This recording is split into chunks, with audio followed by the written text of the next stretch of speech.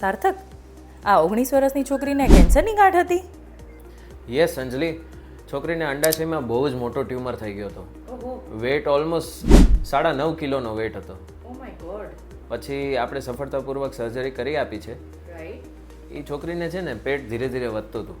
લક્ષણમાં બીજું કાંઈ જ નહોતું, પેટ વધતું હતું. 9 મહિનાનું બાળક હોય ને એવડું પેટ થઈ ગયું હતું. પછી એને શ્વાસ લેવામાં તકલીફ પડવા માંડી અને ખાઈ પી બી નહોતી શકતી. ઓકે. એટલે કોઈ ડૉક્ટરે આપણને રેફરન્સ આપ્યો, આપણે આ રૂટીનલી આવી રીતે કેન્સર સર્જરીને બધું કરતા હોઈએ. રાઈટ.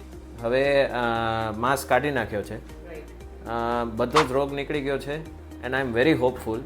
આ પ્રકારના ટ્યુમર્સ છે ને જનરલી નાની ઉંમરમાં થાય ને એને જર્મ સેલ ટ્યુમર કહેવાય. રાઈટ.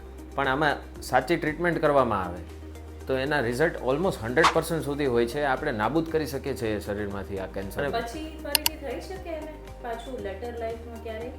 નહીં, 100% ક્યોરેબલ મીન્સ કે એકવાર પ્રોપર ટ્રીટમેન્ટ લેવાઈ જાય તો એને લાઈફ ટાઈમ ક્યારેય પાછું નહીં થાય. અને દીકરી નાની હોય તો આપણને થોડું પ્રેગ્નન્સીની ચિંતા થાય તો શું એ મોટી થઈને પ્રેગ્નન્સી કેરી કરી શકશે? Yes, very good question. પણ આમાં છે ને આપણે ગર્ભાશય અને બીજી સાઈડનું અંડાશય જે નોર્મલ હતું અને આપણે બચાવ્યા છે. રાઈટ. એટલે બધું ઓપરેશન પછી કિમોથેરાપી ને બધું કમ્પ્લીટ થઈ જશે તો એ પ્રેગ્નન્સી બી રાખી શકશે અને એને બધું જ લાઈફ નોર્મલ ચાલી શકશે.